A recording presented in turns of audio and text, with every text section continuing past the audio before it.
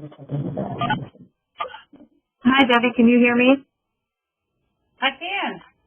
I'm so sorry. We've been having technical difficulties. Obviously, this is Nora Farrell at the Trust. We just resent the invitation. Obviously, you got it. Looks like other people are logging on, so I'm just going to wait a second and brief everybody at once. Okay, great. Thank you.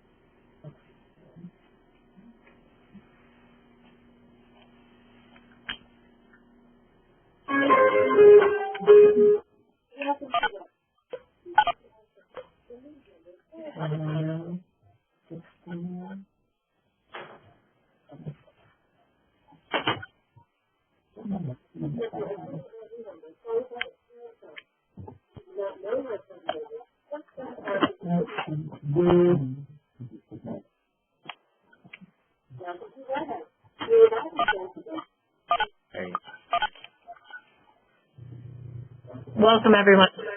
Thanks for joining us. Sorry that.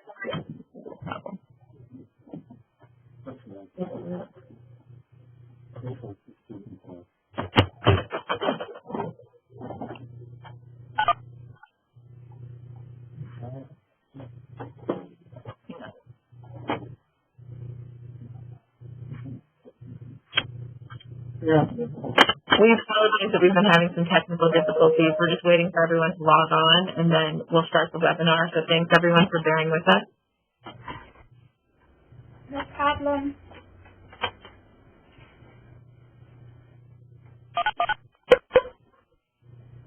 Hello. Hello, this is Brenda Wiggins.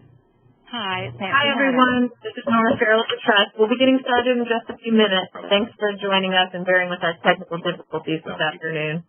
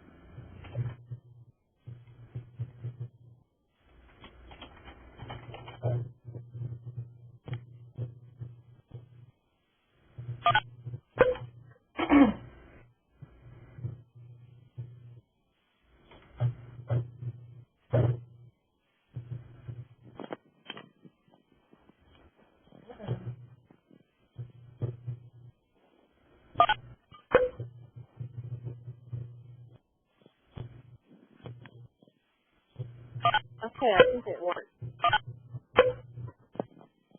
Hi, this is Allison.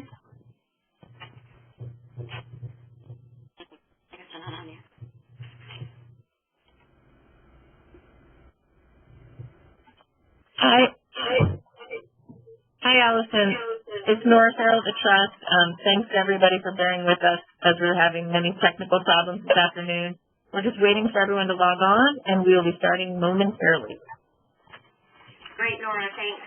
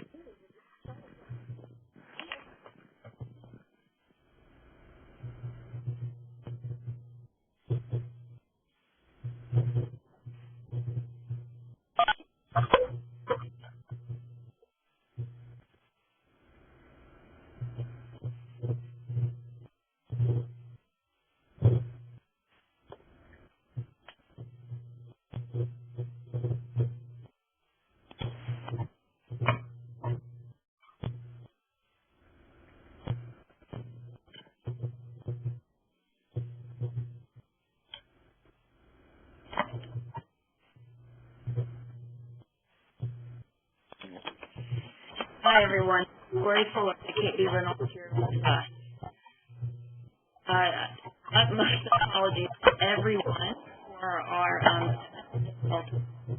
we'll wait to make sure that everyone that can possibly do so can connect on and join us at our new meeting. So we've still got folks signing on. Thanks for your patience, and we will get started momentarily. Are we supposed to be seeing something here? What you should be able to see at this point is a blue PowerPoint slide that says the KB Reynolds. That's what I see. Then you're good. If you can see the visual with the people on the logo of people like figures on the left and the chest logo. Very pretty. You can see the slides. We can hear you. And so things are starting to look up. We really think we'll start. We'll also have things recorded for folks who aren't able to make it given all of the confusion. Thank you, Lori. This is Rebecca. I'm going to have to check out early if we go all the way to 5:20. So if it's recorded, I'll be able to catch up. Understandable, and we're certainly not planning on going to 5:20. We'll still stop at 5, if not earlier. But we will also, as you said, have the recording for folks to hear it from scratch or hear the parts that they missed. Thank you so much.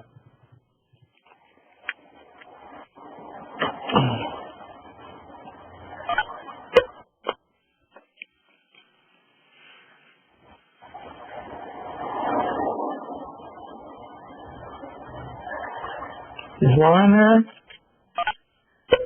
Here, yep.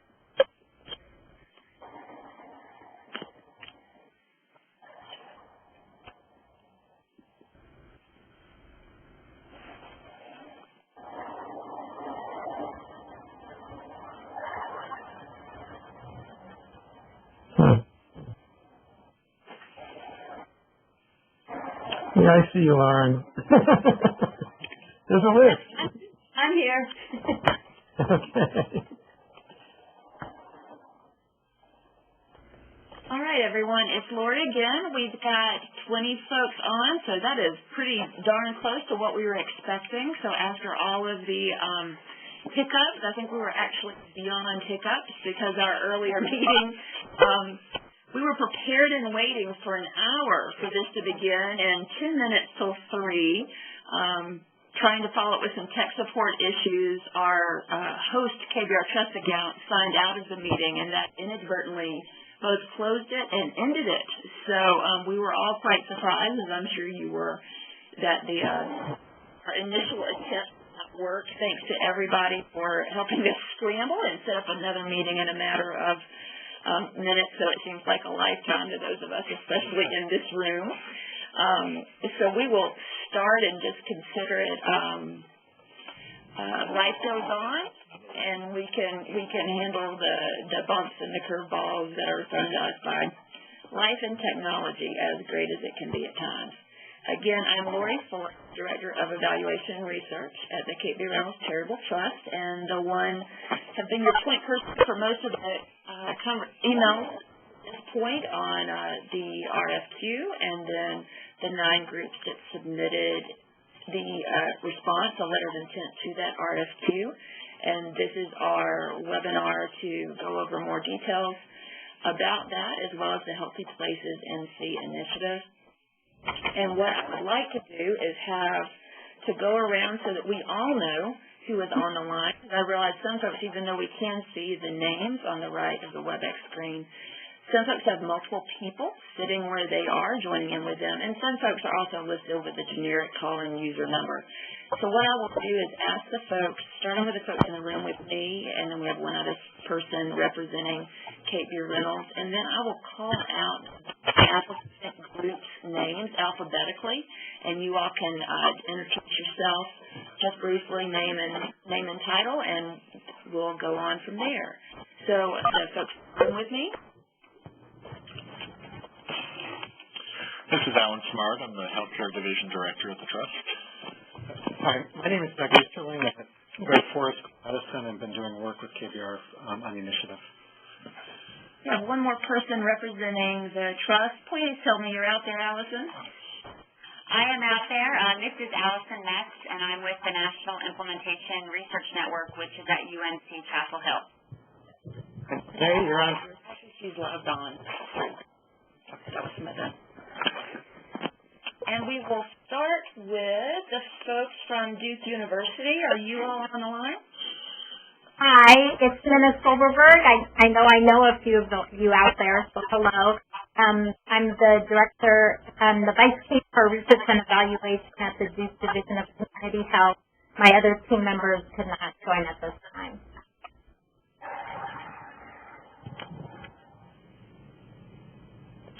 And ECU, Brody School of Medicine. This is Lauren Wetstone. I am associate professor at ECU Brody School of Medicine, and I have two folks on the line with me, and I'll let them introduce themselves, Art and Sharon. Art Frankel from the College of Health and Human Services, Department of Social Work at University of North Carolina, Wilmington. And this is Sharon Hamilton. I'm the Director of Corporate and Foundation Relations. And next we have the Governor's Institute on Substance Abuse. This is Lee Fang from the Governor's Institute on Substance Abuse, and I'm the Director for Research and Evaluation. I don't know if my folks were able to get on or not. So, Sue, did you get on, or Trish?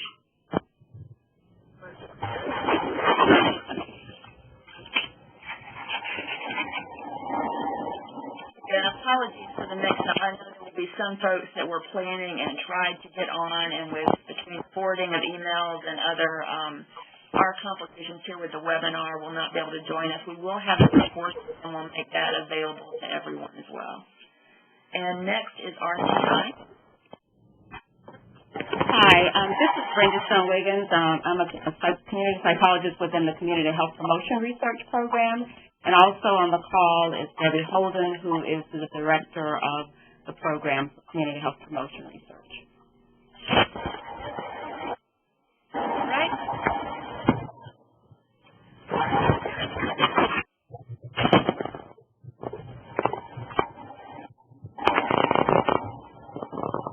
Rebecca, are you able to join us again? This is Rebecca Reed at the North Carolina Center for Health and Wellness at UNC Asheville. Happy to be on and hear some old friends' voices that I haven't heard in a long time.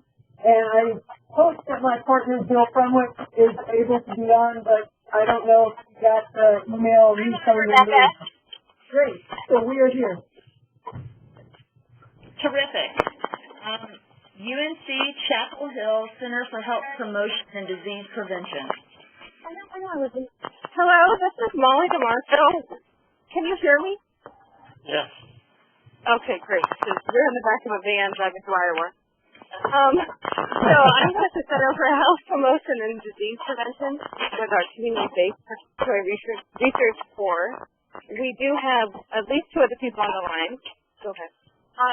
This is Alexandra Lightfoot, and I am also in the back of the van in Iowa, and I direct the community-based participatory research core at the Center for Health Promotion and Disease Prevention. And we also have Daniela Yusman on. She's our CDC prevention specialist. Hello, this is Daniela Yusman.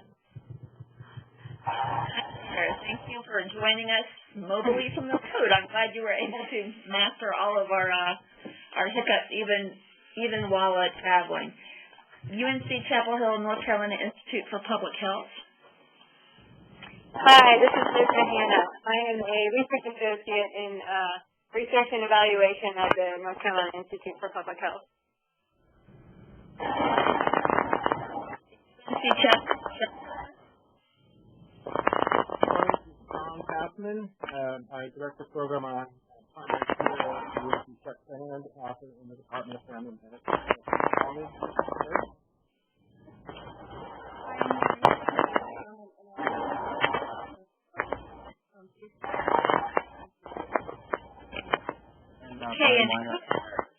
Remember in the health policy. Okay, we were barely able to hear the Shuck Centers folks. I will ask other folks if you can to mute yourselves. It may be just from the other line. Health. try again. So this is the Shep Center again, and the system said that it did not much like our microphone, so I'm afraid it was telling the truth. But this is John Passman, Director Program on Primary Care within the Cecil Shep Center. I have two colleagues here who will speak very loudly. Hi, I'm Maureen Davey, one of NRSA's Primary Care Research Fellows at MKH Canada. And I'm Brian Weiner. I'm a faculty member in the Department of Health Policy and Management at UNC Chapel Hill. Thanks, guys. One more, the UNCG Center for Social, Community, and Health Research and Evaluation. Here, my name is Holly Sinkowitz, and I coordinate the center, and I'm here with Dr. Joseph Telfair. I'm director of the center, and we have two other folks on the line who are working with us. If they can Dr. Gaurav Dave, who's at UNC Chapel Hill, and Ms. Nancy Hunter. Yes, I'm working with the UNC Center, and I'm a community consultant here in Greensboro. Thanks, Dan. Okay. Is there anyone else on the line who hasn't had a chance to introduce himself at this point?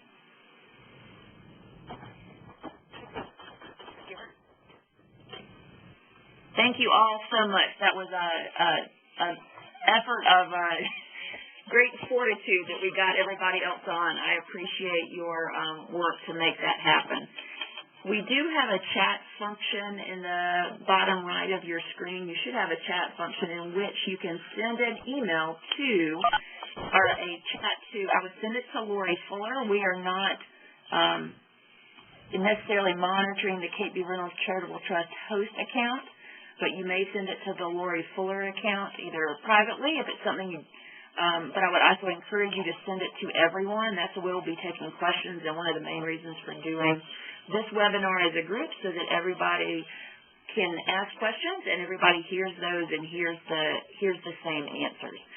There will be a section for questions at the end where we'll cover what we can from either the chat function, things we haven't been able to cover in process, and at that point we'll make sure everybody's lines are open and you can open questions as well. But we will try to take them as we go through if that works, and then we'll have the large section for questions at the end. Again, thanks to everybody for coming, and I'm going to pass it to my colleague Alan Smart to give you an overview of, and Art, you can't close off your video because nobody else has that going, so if you do that, then we don't get the chance to see you, but as long as you can see the screen, that everybody's good. And Alan's going to give an introduction to the initiative. Well, good afternoon, everyone. We thank you once again for your patience. Many of you are grantees or worked with us in various other aspects, so this is kind of a group we had hoped would respond to the inquiry, so we're excited by the potential just from the list of the applicants. Just as a kind of a brief introduction to this, and I'm not going to belabor the history of the trust and where we've been and where we're going, other than to say we have been a strong rural grant maker for all of our 67 years. Over the last 5 or 6 years, we really targeted rural Tier 1 communities to the extent that we're probably 75 to 80% of our funding dollars are going out specifically to Tier 1 counties. So the Healthy Places North Carolina strategy that you're being asked to respond to is kind of the next evolution of the rural strategy, long-term commitment of both funds and human resources, internal and external to the trust, that we believe can really be a change maker in 10 to 15 rural communities over the life of the effort, starting with the 3, McDowell, Halifax, and Beaufort you see mentioned in all your documents. There is a sense that there will be a hub and spoke system that will evolve where we will have 3 or 4 hubs of 4 or 5 counties. So this is certainly just the beginning, and Doug and Allison will talk through what that means in terms of this 18-month evaluative effort we're asking people to respond to. I think it's worth mentioning that with the transition from Wachovia as our sole trustee to now Wells Fargo, we have very, very strong support from our trustee in terms of this work. Like a lot of funders and their boards and their other advisors, I think at a certain point there's a sense of burnout of making, 100 scattered 2-year grants over and over and over to the same organizations who are, attempting to cook up a project for funding when in fact they need different types of support and need to be aligned in different ways in those communities. So this is one response to, I think, concerns on the side of the trustee that we weren't tackling something really big and deep that was meant to be transformational, that we were still in the grant by grant business, and so they're very pleased to see us taking this direction. I think it's also worth mentioning we're very closely aligned with a number of funders from other states who are taking this approach, particularly the California Endowment and recently the Colorado Trust, as well as others that are gathered under some learning groups with the Grantmakers for Effective Organizations group, as well as Grantmakers in Health. So we're part of a cohort of 5 or 10 funders I would identify as really looking at these kinds of questions and how you really drive change long-term from a philanthropic perspective. I also wanted to mention, and it's mentioned, and Doug will talk about it, Allison will talk about it, the counties that we selected and the counties that the places we're likely to be going forward for the next 5 or 10 years often do not and will not meet the criteria of kind of worst of the worst. And it's kind of a very intentional approach of trying to identify counties where we as a private funder, as well as with other funders, as well as with community people, have seen enough kind of positive energy, or you might define it as seen enough asset building going on prior to the Healthy Places work that we really feel they would embrace it. So there's some of the classic North Carolina counties that have been well-resourced with grant money that are probably not under consideration for this. So, as you get into it, you'll hear a little bit about the county-by-county selection process. And I think similarly, we've done a lot of research and due diligence on the place-based efforts of other funders over the years. I mean, there's a history of 20, 30 years of philanthropy trying to do work long-term in individual places with strategies, some of which have been much more successful than others. Some of the funders who have engaged in this work have actually been quite revealing about what did not work well. So hopefully we have learned and will continue to learn from their past efforts. I think I'm going to stop there, actually. Certainly I'm happy at the end to answer questions about trust strategy and how is this the bigger portfolio of the trust work and anything like that. Leave the other types of more technical questions to the RFP and how to respond to that to Lori, Doug, and Allison. So thank you all for your time, and hope this effort gets you all the answers you need. This is Doug Eval. Give you just a little background on my role here, just to orient you. It's pretty odd to be on this end of the phone because I'm an evaluator by profession. And my work with KBR over the past 5-6 years started with evaluating the Reclaiming the Future Criminal Justice Initiative. This Healthy Places NC has been a chance to get into the design piece of it. And so I've been working with Alan and with the rest of the trust staff for about the last 18 months. We spent about 6 months trying to get smart before we actually rolled something out, and that involved doing a lot of review of what other foundations had done with place-based work, putting work in a trust where I was 99. So I think we've actually a history of place-based grant making that you're going to see some advances and maybe some things that look somewhat counterintuitive for those of you who have a public health background. What's on the slide? Someone is rustling papers. If you could put yourself on mute. Okay. So what's on the screen right now is it's kind of just an overview of what is Healthy Places. I think the key thing here is that the idea that we're trying not to do one-off grants. We're trying to somehow initiate work that will get at the structural factors that are essentially behind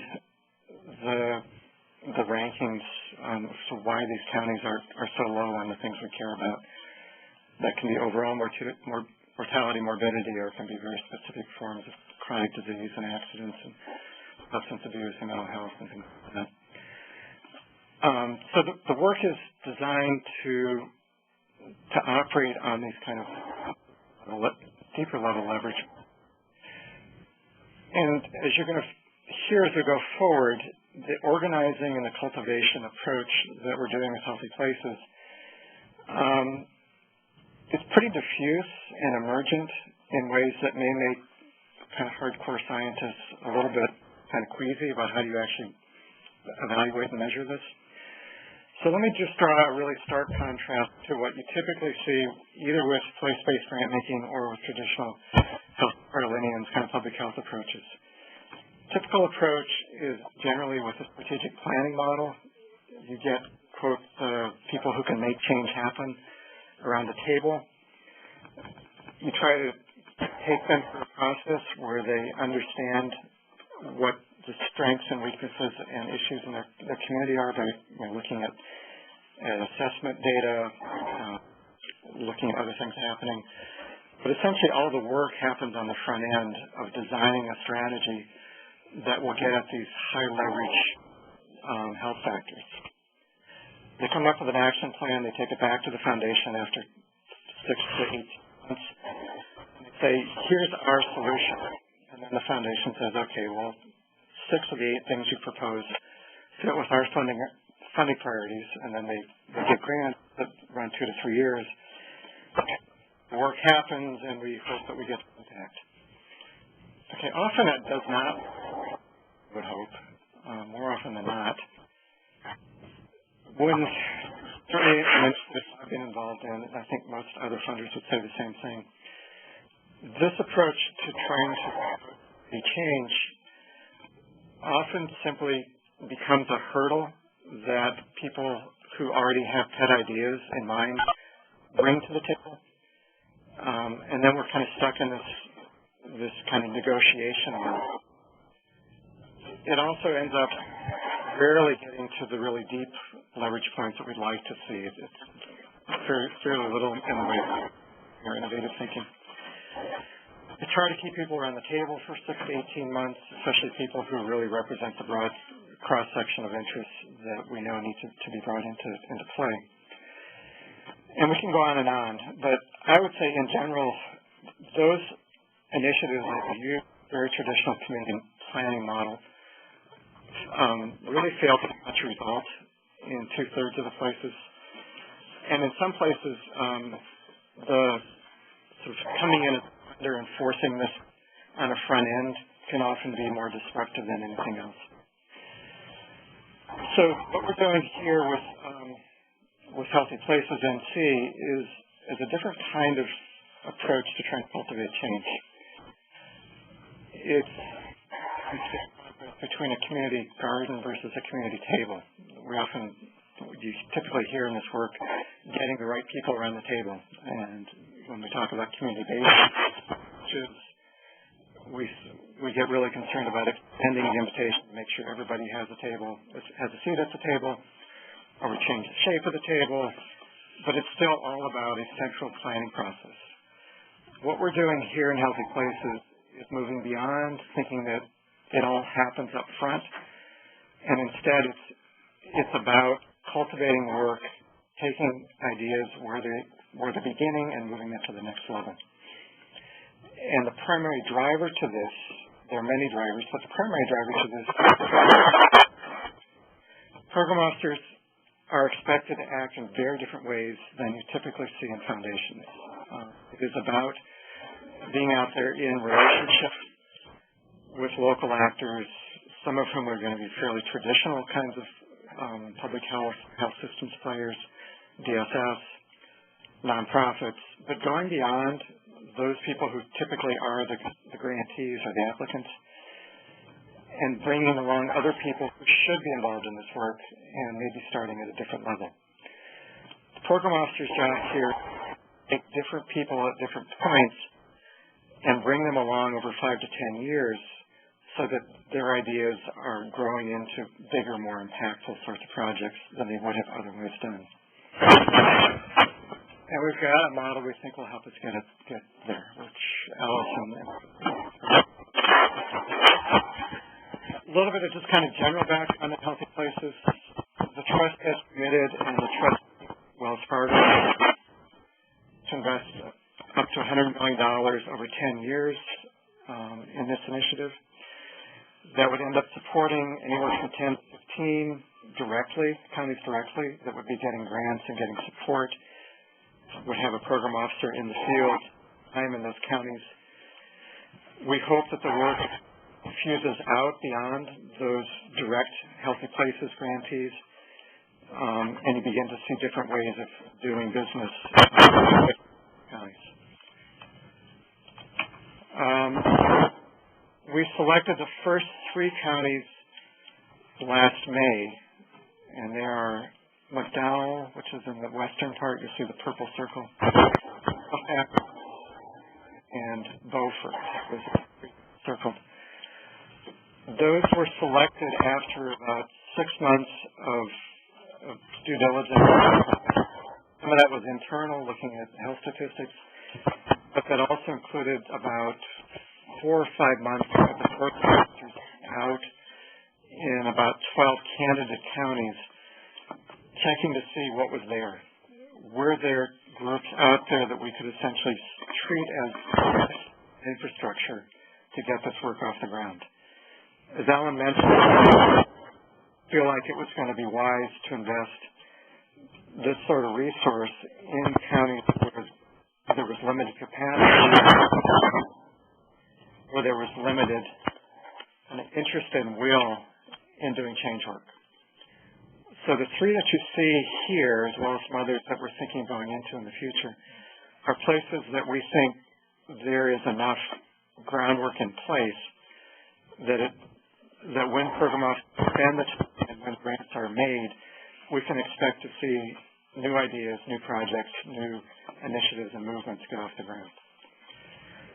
You'll see an interesting overlay on this map. I'll go back to the first one. Tier 1 counties are in blue. So there are 40 Tier 1 counties in North Carolina, 40 at any given time. It changes a bit from year to year. The map that you're seeing here was the 2012 list, which we used to select the first 3. There have been some changes, I think 6 Tier 1 list. Someone is in a wind tunnel. So if all of you could put yourself on mute for right now, I think it would eliminate some of the background noise. Thank you. This is Alice, and I actually think what that probably sounds like is someone's on a headset and they're on their a microphone, so they might not realize that they're breathing into a microphone, or want to mention that if anyone's on a microphone, that's probably what it is. You can mute yourself on the webcam. That's the safest way to mute yourself. Everyone, please look just to make sure. I'd appreciate that. I think we got it. Thank you. Okay, so I was talking about the Tier 1 counties, the ones in blue. There's been a little switch. In fact, Beaufort has moved from Tier 1 to Tier 2, but that we're going to stay with them. And we're investing, the idea and the criteria is that it's Tier 1 at the time that we make the selection. That could end up meaning anywhere from 45 to even more potential counties getting into Healthy Places. This list takes the county health rankings and roadmaps data that we just renewed, I think, last week. We got the 2013 data. That comes out of the University of Wisconsin Population Health Institute, funded by Herbert Johnson. And it has been a primary point of reference for our work, both in understanding where the counties are, and it turns out that they are now an active partner in Healthy Places. So the people who do county health rankings not only put out the data, they also have a process for engaging local groups around the data and translating their data into strategy. And the people who go out and do that kind of work in counties, in communities across the country, have partnered with us and are focusing specifically in Healthy Places counties. Two of their technical assistance people came out to Halifax about 4 or 5 months ago. We expect them to be in McDowell and Beaufort in the next 6 months. So that gives you a sense of some of the little bit of the extra kind of dose of input, of intervention that's coming into these counties. Again, it's a way of trying to bring attention both to where counties are, what their health issues are, and also to raise their profile and their expectations and to get them to begin thinking differently about kind of the larger determinants of health. Okay, so those are the three we started with.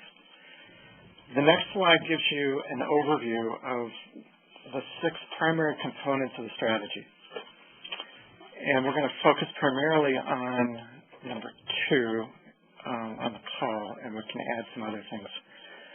Let me just run through this in a little bit of detail, and then we're going to turn it over to Allison after we talk about the logic model. So 6 components. The first is, I think, the $100 million should probably grab your attention. If you do the math, that means anywhere from $6 to $12 million per county, depending on sort of what they're bringing forward. This is a lot more money than most of these counties are accustomed to getting from foundations. And our experience watching other foundations do place-based work is if they actually say that at the beginning, that it triggers a feeding frenzy. So we did not want to lead with the money, to say, we've set aside $10 million, tell us how you want to spend it. This is just, we know that money is there when good ideas come forward. And it sends a signal that the trust is serious about this, both in terms of the money it's putting in, but even more so, that it's sending its professional staff into these counties using basically a third of their time. So it's a huge investment on the foundation's part in making something new happen in these counties. The program officers act according to this cultivator model, which Allison will describe. Those people, those 3 program officers, are all based inside the trust. In addition, there are locally based program officer extenders in each of the Healthy Places counties, putting in anywhere from a third to half time. The idea is that they can be there to do the follow-up work. They understand a lot of the nuances of community context that the program officer has to learn on the front end. This was actually an addition to Healthy Places. We did not have this built in on the front end. And it has turned out to be a really major component to how we think the work will unfold. The grant-making piece is there for lots of different ways. I mean, in some ways, obviously, it's the fuel that makes the work happen. But we also know that it's a way of getting people's attention. So when a program officer comes out and says, yes, we have money available for good ideas, that sends a signal that the trust is looking for new ideas from new players. Again, that's part of the whole activation process. The money is a bit of bait, but it serves a purpose. In addition to the program officer from KBR and the extender, who typically is a contractor, we have a number of partner organizations who are doing work consistent and complementary to Healthy Places. The Division of Public Health has a grant from CDC to do a community transformation process.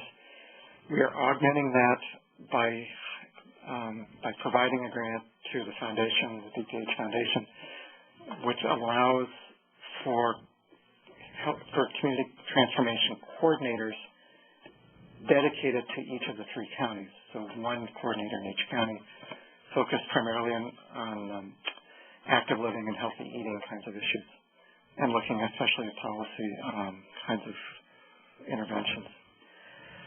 I mentioned before the county health rankings and roadmaps. People in Wisconsin have been actively engaged.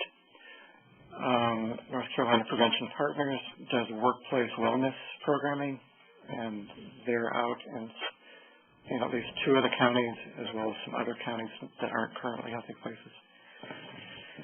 We're looking at capacity building at both an individual and organizational level. Center for Creative Leadership is doing work starting in Halifax, building on some work they've done in Rockingham. We expect that will extend to others as well.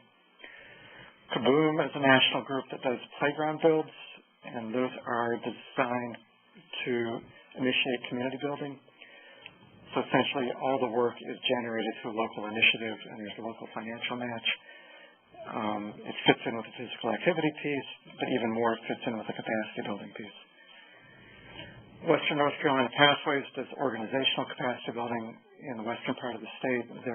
They're doing work in McDowell County. Conservation Fund has a project called Resourceful Communities that does capacity building with small grassroots groups, and we've essentially commandeered some of their resources to work in the eastern part of the state. So those are the inputs that go into this, and the other part of the strategy is number 6, which is all of this work over time, which will play out in stages, is designed to, in some ways, to promote and encourage what we're calling a decentralized emergent approach to community change. In contrast to having it all planned out on the front end, we're trying to get a lot of things going. And over time, we hope this actually kind of, I would say, kind of boils into or cooks into a strategy that is coherent, where 2 or 3 kind of defining core topics will come to the forefront. And those will be things that make sense to the community as a whole. But we wanted those kind of core strategic issues to emerge from doing the work as opposed to simply emerge from doing a planning process. Okay. And then this is the logic model, which kind of plays it out. You'll see everything I just talked about is sort of on here. The inputs on the corner left-hand side, the bottom left, those are the players and the money. The strategies are the things we talked about with the place-based program officer, leveraging local resources, capacity building by other groups or partners. All that we hope leads to a stronger local infrastructure for doing health promotion work. A lot of that is focused on new relationships, both formal and informal. Some of them will be just kind of individual partnerships, but we also hope this generates a network that will extend across sectors, across lines that have typically divided these communities. Infrastructure will generate new programming and policy. We hope that in combination with some of the activation work, will ultimately pay off in terms of increased capacity and even a shift in some of the culture. One of the things we've noticed, everybody notices working in Tier 1 counties, is there is a sense of, we can't do this. We have to wait for somebody else to come and do it for us. And we think a lot of the work that can happen that will make a difference has to do with efficacy, has to do with people having a sense that this is their own work. And so that's something we're very interested in tracking over time. To the extent that happens, then we hope we'll begin to see outcomes and impacts that speak directly to KBR's kind of official priority areas, primary care, specialty care, mental health and substance abuse, improved access, coordination, community-centered prevention, which is defined primarily in terms of 4 bullet points: built environment, food access, physical activity. We also think that this will pay off for lots of other things that eventually lead to improved health, things that may not be kind of explicitly part of KBR's kind of official, here's what we fund shortlist, but are important nonetheless. A lot of that may have to do with things like leadership and social capital. End of the day, could be 20 years from now, we don't know when, but hopefully before that, we begin to start seeing movement on what's in that pink box. Okay. So I'm going to stop there, and if anybody has a really pressing question right now, just send me a chat. Otherwise, I'm going to shift this over to Allison to drill down on the program officer, because I think that's the meat of what defines healthy places. And Doug would see chats that you send to the Lori Fuller account.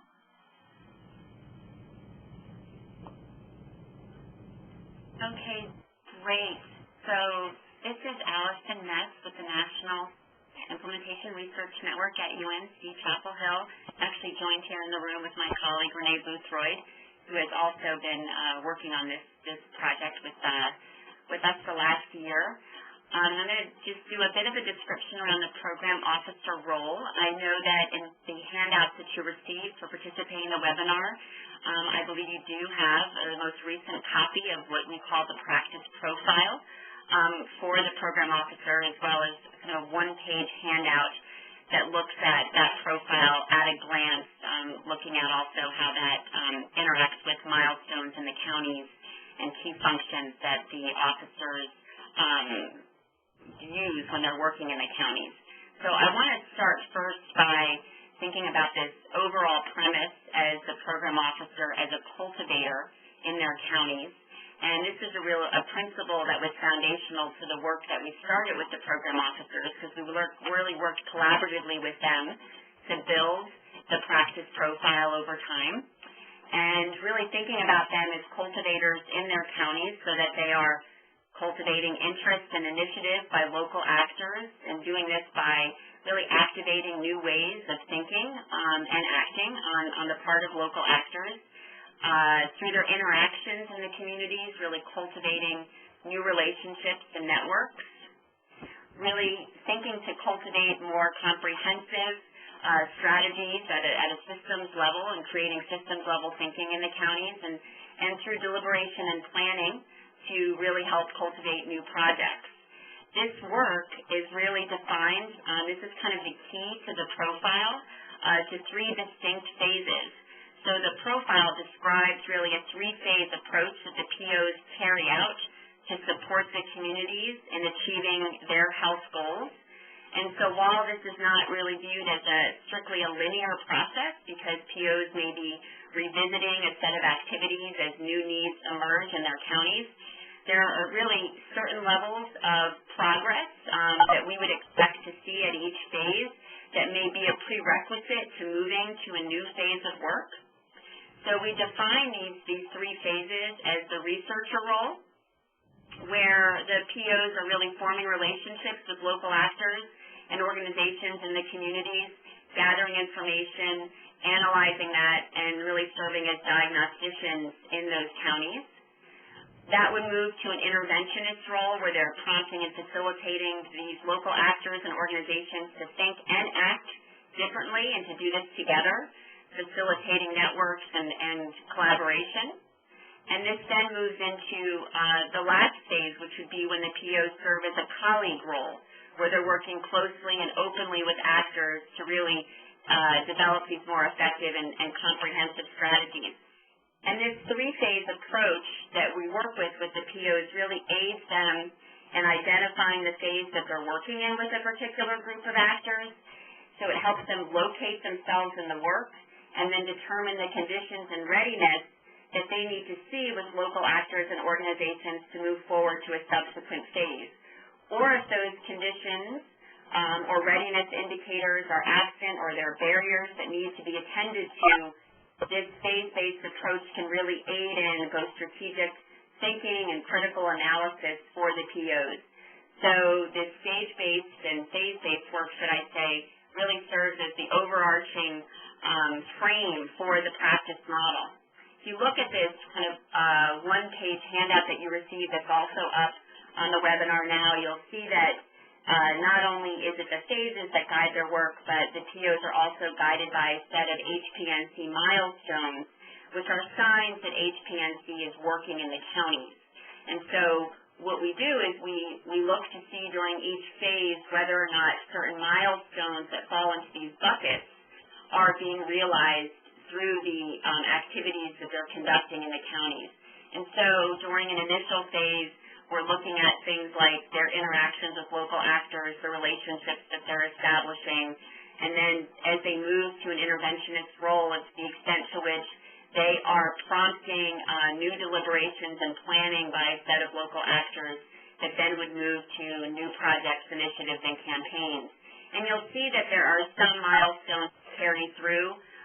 The relationship piece carries through the phases. It might just look different at each phase of the work, and there's also the idea that smaller grants might be happening or will be happening during these earlier phases of the work that would be in service to the HPNC initiative goals of achieving at a later phase more comprehensive strategies and campaigns. And you can see that within each of these phases that there's a set of essential functions, which you might think of as core components or active ingredients to the overall HPNC practice model. And we have in the practice profile really fully, to the extent possible at this point, operationalized each of those essential functions. And we do this because it really aids in the practice model being teachable, learnable, and doable across a range of community contexts and network contexts. And so at a meta level, it's thinking about the core functions that a PO at a functional level is working with in their respective counties. And so you'll see that these functions during the researcher role are things like active listening, building relationships, brokering connections. It's not that these essential functions are exclusive to a particular phase, as it might appear as you're looking at this overarching handout. But what it is that it is assumed that these are the functions that are emphasized during that phase of work. So that in an early phase of the work, you might see a PO really working really hard on relationships with both individuals and groups of local actors. And once they see that group of local actors taking some sort of initiative, seeing a mutual benefit to working together, kind of emerging trust and communication taking place, that then allows them to move into an interventionist role, which would be more focused on facilitating a network and prompting new deliberation and planning with that group. And so you can see how the essential functions are kind of associated with the different phases of the work. There are also some functions that we see that cut across as kind of higher order functions across all three phases. And those are critical thinking, and you can see that's happening both in and between phases. And that's really what prompts the POs to analyze the information that they're gathering and to do risk-benefit analysis and to aid them in strategy to move to a next phase of the work with a group of local actors. Also with the grant-making, monitoring, and management essential function, you also see that cutting across. And that's really because that's a vehicle for partnering, initiative-taking, and programs that are in service to the HPNC model. So those are things that are happening at each phase of the work. I think we can move to the next slide. And as we've worked with the POs the last year, the focus really has been, as I said, kind of collaboratively developing this practice model together. So taking that overarching role of the cultivator and really working through the guiding principles to the model and those essential functions and teasing out how those functions relate to the phase-based approach. And that's gone through several iterations. I actually think that the profile that you have is version 11. Now, some of those versions have less edits than others, for sure, but it does show that there's been quite a bit of refinement to that model over time. We have provided coaching to the program officers on a regular basis that is in service to the practice model, which is why the first step was to more fully operationalize the practice model so that we could provide coaching and consultation that's in service to that model and promotes the use of those functions in practice. During our early stages of our work, as we were defining the model, we were doing some concurrent usability testing of that practice model in the counties. So we were working with the POs to assess early occurring components of the practice model, so early phase-based work. assessing whether or not the functions reflected what was really happening on the ground, the extent to which the functions were associated with particular phases of work. And as we have stabilized and refined the practice model, and we feel like we are at a stabilized point now, not that it won't continue to emerge, but there is some stability to the model, that has allowed us to go a bit deeper into formative evaluation and doing some formative testing of this model. So we have a coaching protocol that we use with the program officers each month, and what we are looking to assess during this time with the program officers is to have a deeper understanding of their interactions with local actors and the rationale for their focus on working with that set of local actors, helping them locate themselves in the work. So we ask them to describe the phase of work they're in and to provide us with indicators or markers that tell them that that is the phase that they're in, so we can start to collect data that allows us to have a better understanding of what the markers are for each of the phases. We collect information on the goals that the POs have when working with local actors. So out of those buckets, those milestones that are related to each of the phases, what are they working towards specifically within each of those milestones as they use those essential functions? We talk with them about the readiness to move to the next phase. So we're very interested in what the road signs are, if you will, that allow a PO to understand that a certain group of local actors is in fact ready to move to a deeper phase of work. They also do a risk-benefit analysis and thinking about what would be the potential risk of moving forward, but what would be the benefit.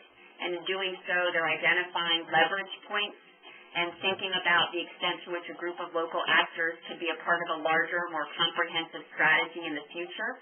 So as they make choices about engaging with local actors and moving to the next phase, they're doing this type of critical analysis.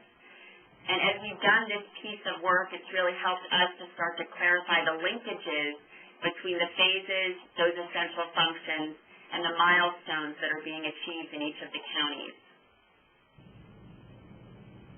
Okay. So that would be, so our role has kind of evolved over the last year from really focusing on development of the program model to doing ongoing coaching in service to that model, but really moving from a basic usability testing approach to doing more formative testing of the model now that it's been stabilized a bit further.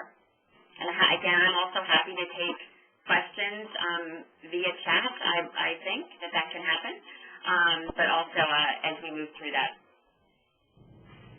Okay. Thank you, Allison. You're welcome. So we wanted to do that for a couple reasons. One is because it gives you a more in-depth understanding of what the program officer is doing out there and how it's so different.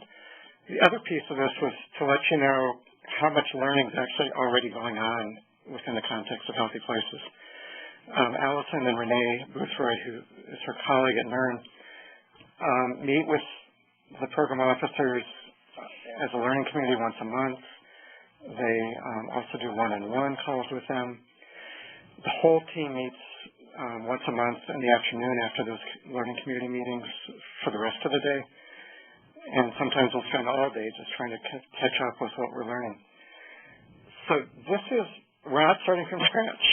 And we made a conscious decision not to actually bring the evaluator on at the beginning, as opposed to having the evaluator play the role of helping to kind of clarify the program model, which typically is what I, as evaluator, would want to do.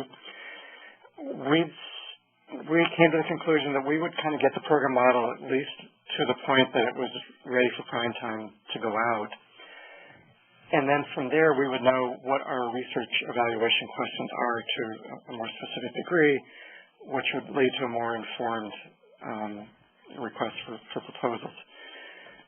It's kind of a trade-off in terms of what you do, but this was a case where we felt like we were doing a lot of learning internally, and now we have reached the point where we really, really need to get other evaluation perspective and data into our process.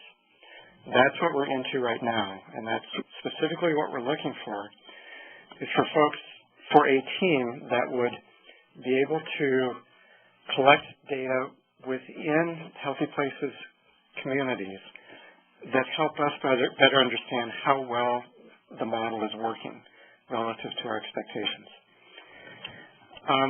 You'll see on this current slide in front of you that we divided this kind of big evaluation piece into two phases.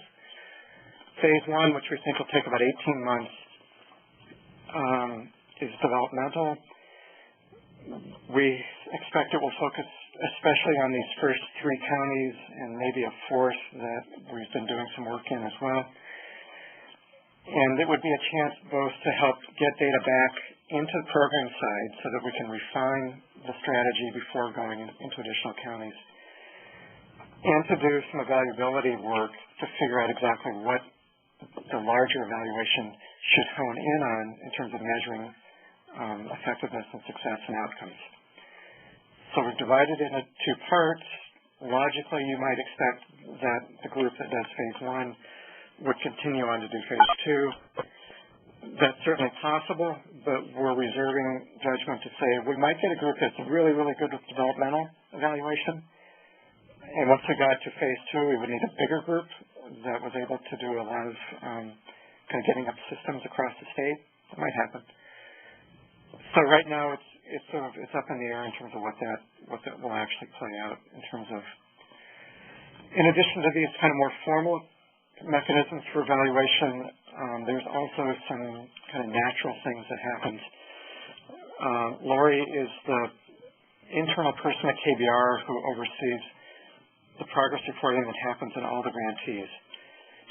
And that helps us both understand what's happening on a specific grant basis, but also we can collectively kind of aggregate that up either across a county or across multiple counties and see some patterns there. Could also be input data for the evaluation team that's doing the initiative level evaluation. Fully expect that would happen.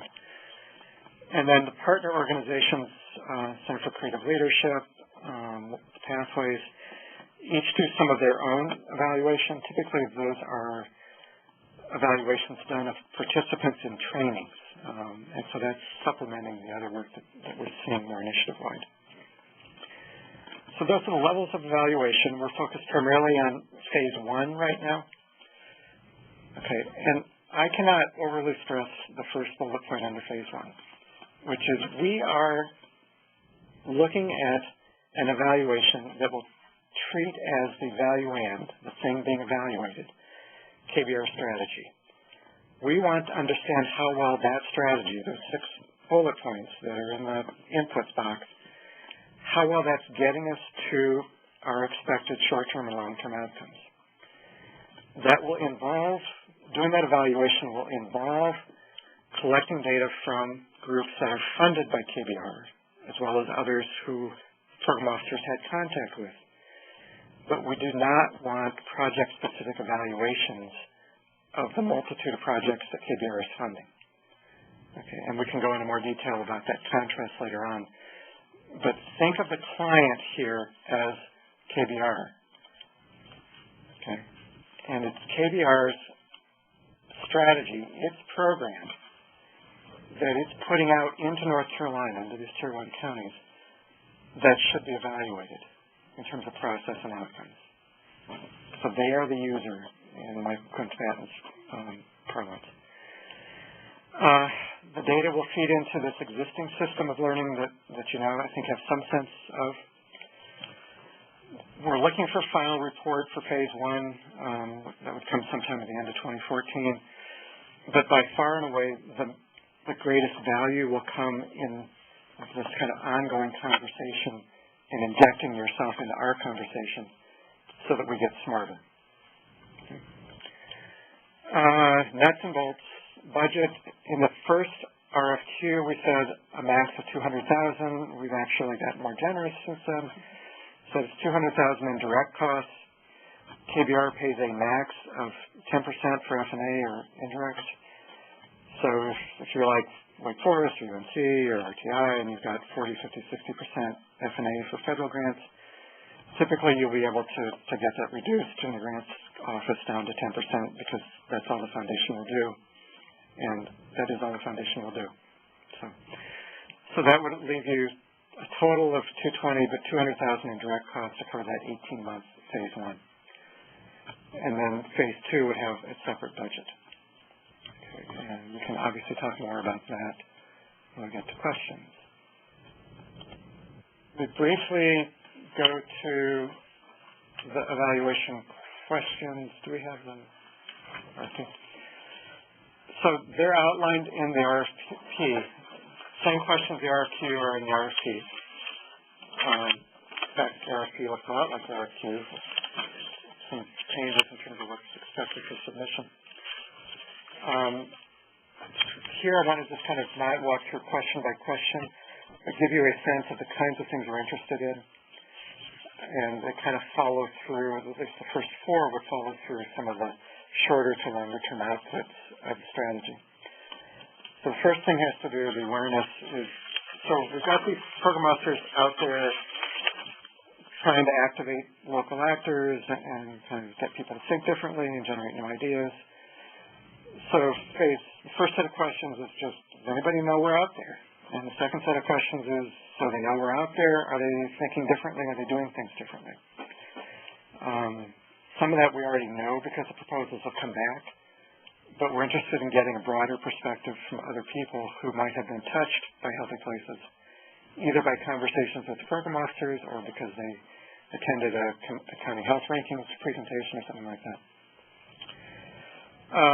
3, this will be central throughout the life of Healthy Places, is we think a lot of kind of what will make this work is by activating and building and expanding networks. And not simply just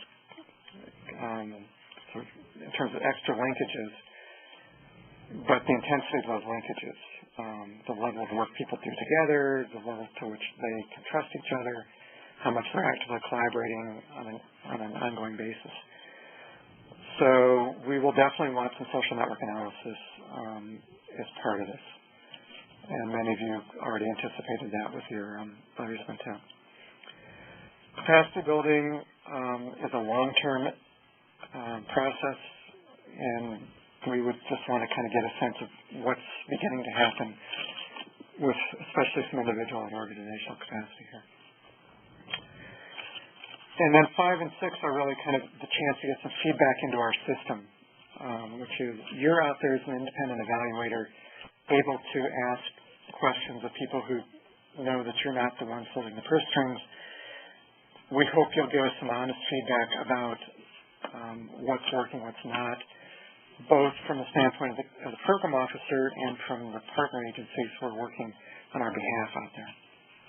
And we'll see some questions and recommendations of kinds of things we're interested in the list.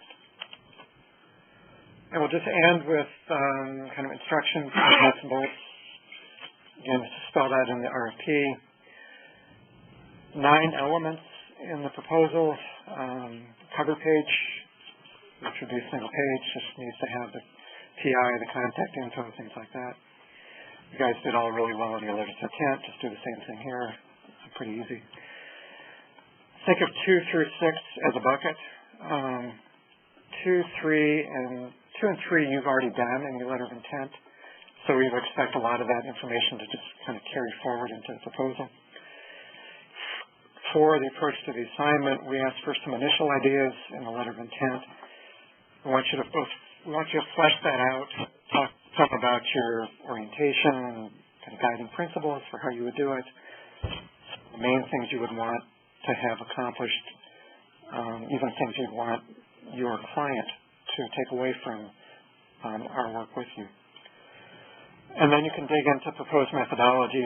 That'll be most of the new material that you're putting in here, and most of what you'll be judged on, as well as expertise and past experience. We want to see a work plan. Do you have people who can actually do what you say you're going to do in the methods? And then show us with the budget essentially how you're going to spend the $200,000 to make that happen. So that's the new material.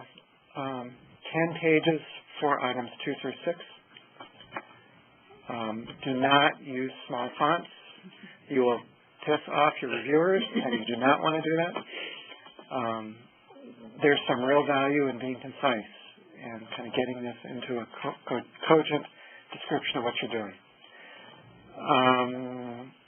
Ideally with a single voice, not with 5 different people throwing stuff into the proposal at the last minute. Budget and budget narrative, a couple pages, should be able to fit it there pretty easily. You gave us some references, just carry those forward in the proposal. Appendices, last time we said you could put short CVs, bio sketches, NH bio sketch type things. Other material that you might have put in the letter of intent and parallel projects, you can bring down to the appendix. If you're proposing a method that we probably don't understand, aren't familiar with, give it some detail in the appendix. But try to fit that all in about 10 pages. Don't have 4-page bio sketches on each person. That really is not a good use of your space. Okay. And submit that as a PDF. Get that down to one document as a PDF, so we don't have to do the kind of concatenation on our end. And Doug, let me interrupt you to correct. Instead of the HPNC email on the slides, if you'll use the email that is in the RFP itself, and it's the email you've been using to communicate with us up until this point, that is healthyplacesnc@kbr.org. So the Healthy Places is written out instead of abbreviated. There are no spaces, but again, that's not a change from the email to which you submitted the letter of intent, and the correct email is in the RFP. Okay, and then finally, due date is May 15th at 5 o'clock, and we would expect to probably turn this around with a decision to maybe interview 2 or 3 kind of best and final within about 2 weeks after that. So those are just kind of some specific issues. That last bullet point about, or the second bullet point, best and final. Don't be bound by who's listed in your team. If you decide, now that you understand this a bit more, that you need someone else, feel free.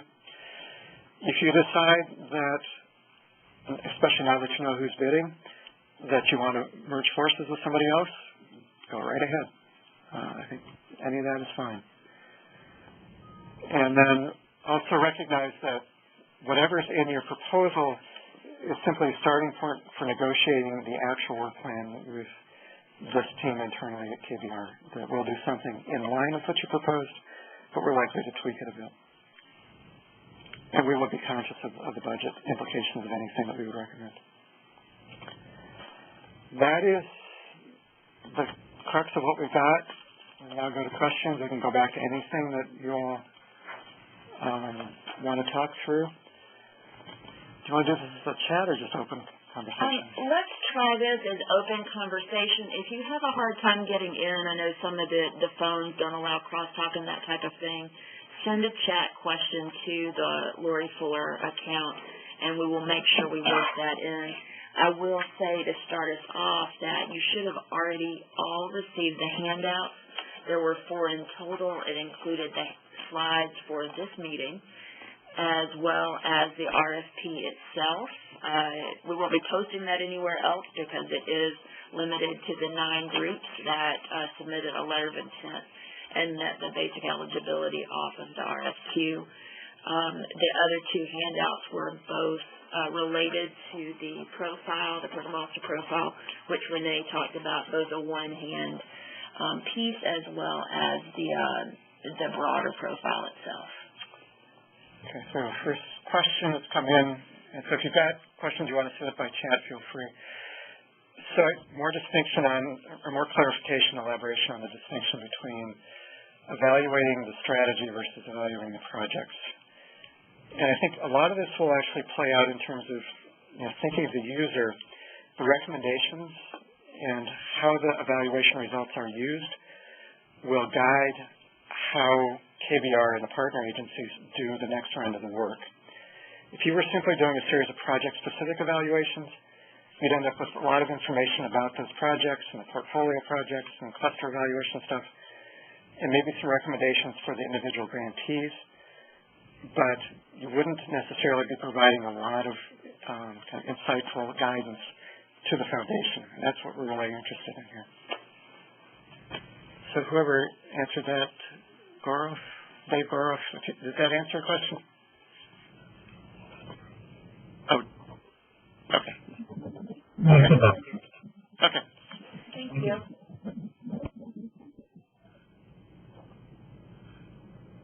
We're open, so anybody else that wants to jump in?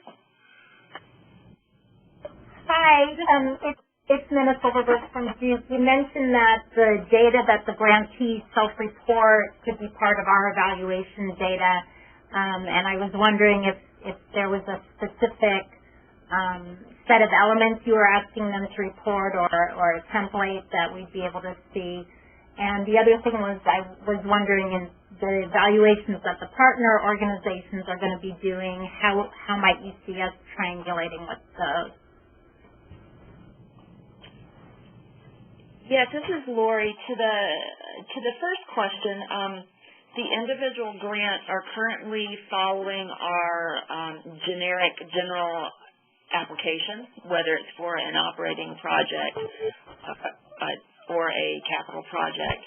So they are filling out our basic grant report on that, and those are, so it's a generic form that is tweaked and customized for each individual grant project according to the applicant and interaction and discussion with the program officer. We are open to, things that might need to be added or an addendum that we would ask them specifically because they are in the Healthy Places NC initiative. But currently those grants are, and they would continue to be, primarily using our regular reporting structure. As those folks, the grantees, as well as the folks that we would consider at a different kind of level of partnership that might be doing the capacity building or the program extender work, would be communicating with the trust as well on their grant results and the progress that they're making. And so we would work together to have that information shared with the evaluation partner as well. And Doug, you want to add anything to the triangulation piece? Yeah, Mina, was part of that question, would there be a way for you to kind of work with them to enhance their own tools? I'm sorry, I missed the very end of what you said. To work with them, what? To develop their own evaluation tools? The partner organizations you're talking about, or the council? I guess I hadn't been assuming that, but I thought there might be some overlap between what they were looking at and what we were looking at, and so wondering in what ways you might want us to take advantage of that synergy. I think you can propose some creative ideas in your proposal. Mm-hmm. Okay. Yes.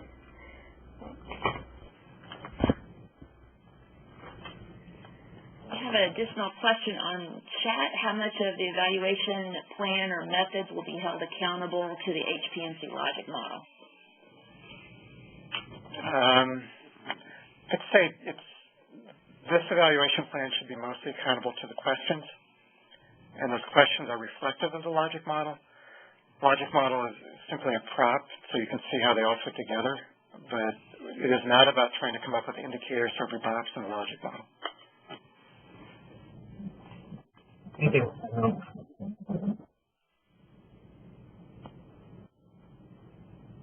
Can't believe we were that clear on everything. I have a question. This is Lauren at ECU. In the first, especially the first two evaluation questions for phase one, and I think I talked with Lori a little bit about this before, but I wanted to have a better understanding of who the audience is there. So you talked about, does anybody know that the program office, the program folks are out there, and are they aware of the existence of Healthy Places and what the work is that you're trying to do? And again, is the audience there then people who are already, I think you said it, that people who have been touched by Healthy Places. Can you talk a little bit more about that? Sure, and it's, I think maybe Allison can talk as well, because it'll give you a sense of program officers' role out there. They do essentially snowball sampling when they go into communities, where they may know a few names when they start out, but typically after a visit or two, and even before they were officially selected as the Healthy Places County, they would have asked about other people and then other people who know them. Right. So there is a whole, you can think of it as an emerging network of people with Program Officer, the hub, who are connected either directly or indirectly through some of these conversations. And that can happen through very informal channels, because now the program officer is visible, people come and seek them out. One of the program officers sits at the same restaurant when she goes out, and people come and they know who she is, and they just park down at the table. And she may spend 3 hours with kind of, revolving doors, people coming through. So that's why we're so curious about this, because it's not simply this kind of usual infrastructure of health. It's a pretty diffuse group, and we really want to capture this as much as we can. This is Art Frankel. Sorry. Who was I interrupting? Allison, were you? Yeah, I just wanted to piggyback on what Doug's saying. It's also this kind of snowball sampling that they do out in the counties. It also allows them to engage with not just established leaders, but kind of emergent and diverse leaders that maybe have lesser degrees of formal power in the community, but really have kind of a vested stake work in achieving outcomes in their communities. And so they are really working with a really diverse group, but that is matches the principles of HPNC and that kind of method that they're using in service to the model, because they are in fact trying to cast a wide net in terms of standing really diverse and emergent leaders in the community and not just established leaders. And through their use of those essential functions in terms of active listening and building the relationships and gathering the information, they then can start to do critical analysis and be able to move towards brokering connections and helping to facilitate networks as they move to later phases. So they do this kind of sampling that Doug's talking about, and they do that in conjunction with using those essential functions that then allows them to be able to make very strategic decisions around moving forward. Hopefully that's helpful. That is. Thank you so much. This is Art Frankel from UNCW as part of the ECU group. Can you hear me? Yeah. This is more of a comment than a question, but it strikes me that you all have embarked on a process that is uniquely different than the normal, as you suggested, than the normal approach to community development. It comes from a long tradition of things emerging from the grassroots, so to speak, like Gandhi and Rosa Parks, but galvanized communities that were ready to be galvanized or had made some preliminary connections that say one person or one group put the pieces, connected the dots for them.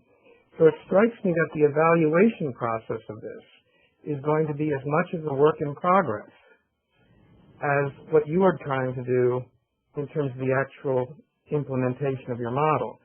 Clearly, we're going to be able to come up with some definitive answers to some of the questions you have raised, but it strikes me we're also going to come up with a lot of questions of how to do this better as we go through the first stages of trying to do it. I think you're getting it. You get it really well.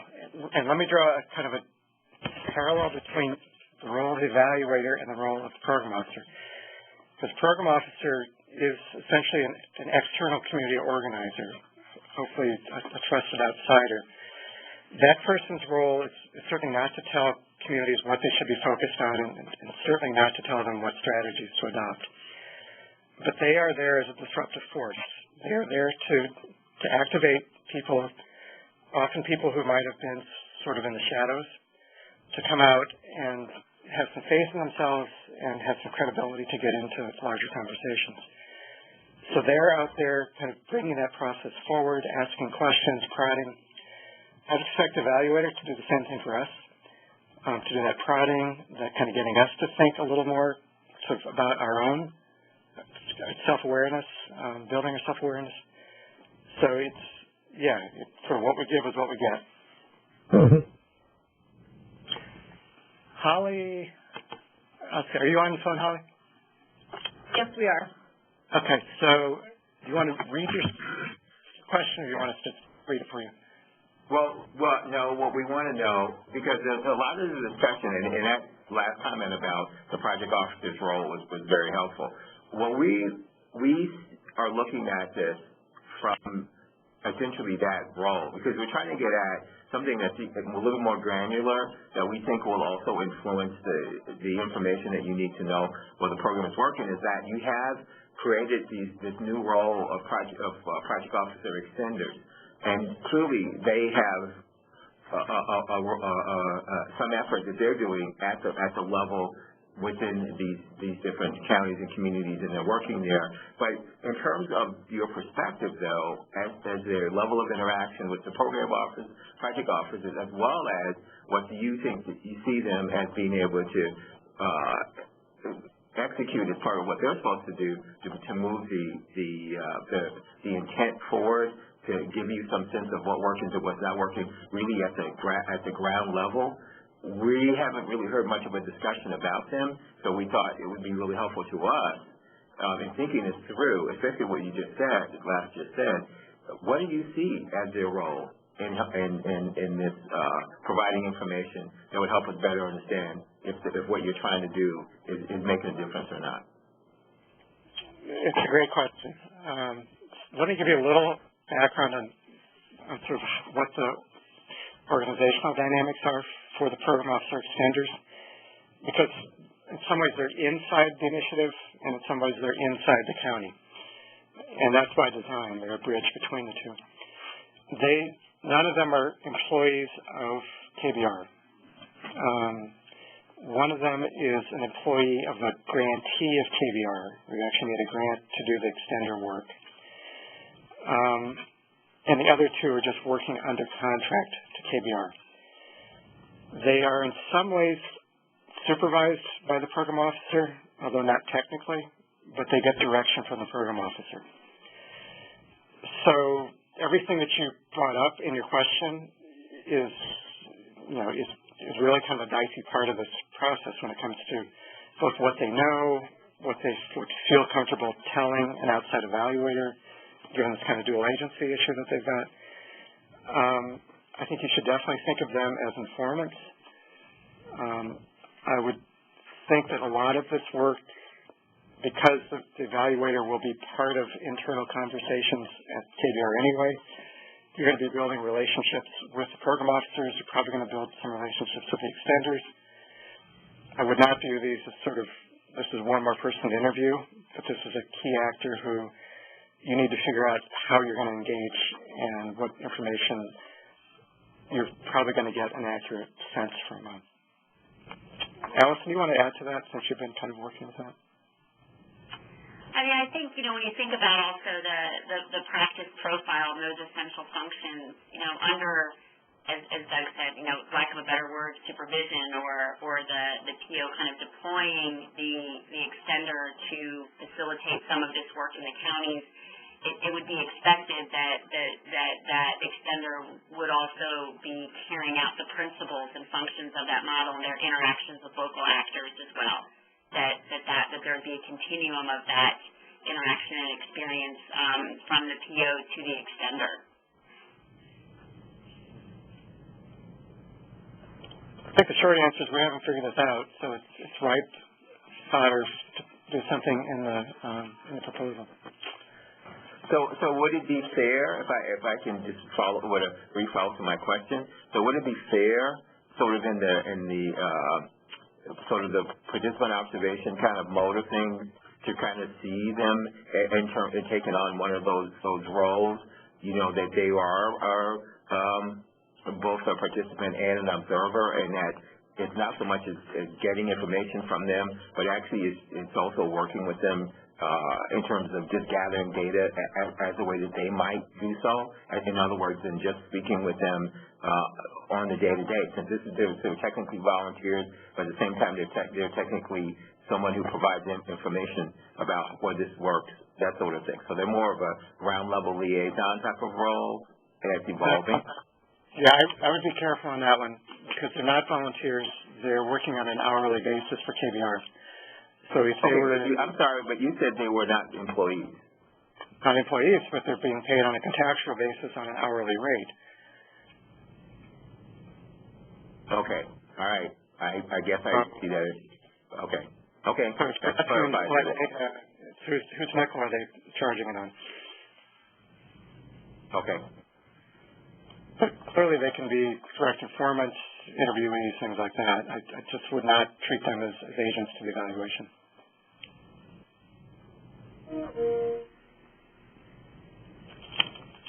Okay. I had a question. I don't know, should I ask or? This is Brenda. Are these extenders and the project officers, they are all under the same kind of training? And you mentioned that you're doing a lot of capacity building, and so are they receiving the same kind of, expected to follow the same principles? So are they receiving the same type of training guidance? The short answer is yes, but as Allison said, they're all operating under sort of a revised or an adapted version of the profile. So they're consistent expectations. But in practice, the three of them are at very different stages of their career. And so some of them will come in with lots of experience, for example, even as a grant maker. Others less so. Some will be natural facilitators, some less so. So there is some uniformity in expectations, but I wouldn't say uniformity in terms of experience, even more variation among extenders than among the program officers. Thank you. There's a technical question about the page limit and work plan. In one place, let's see, on the RFP, we have said that the 10 pages, the body of proposal is items 2 through 7, which does include the work plan. And the slides today, we have 2 through 6, which also includes the work plan. We're trying to go back now and make sure. Yeah, there's something a little different. I would say if you want to do a work plan as a table, you can count, that would not count across the 10 pages of text. But again, don't do a 4-page table for the work plan.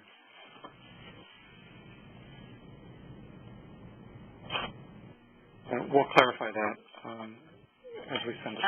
The issue is the summary of parallel projects. We have it included in the 10 pages. Yeah. We'll clarify this with an email. Okay. You guys are a little more careful than I am on some of this. I appreciate it. Other questions? You guys are clearly getting it.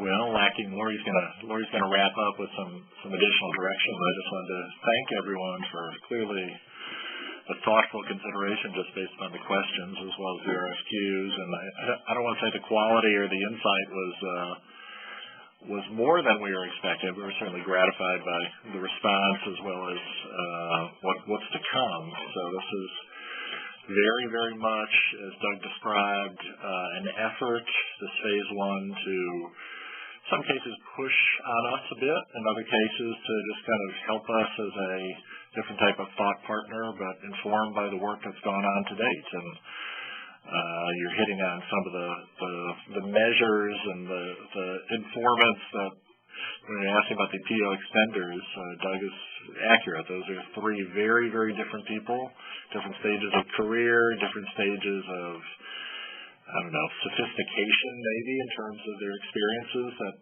and how it might relate, but all of them would be extremely insightful on where they think this is all going and what could be done better or what we need to do more of, or take it from there. So thanks again for your great response so far.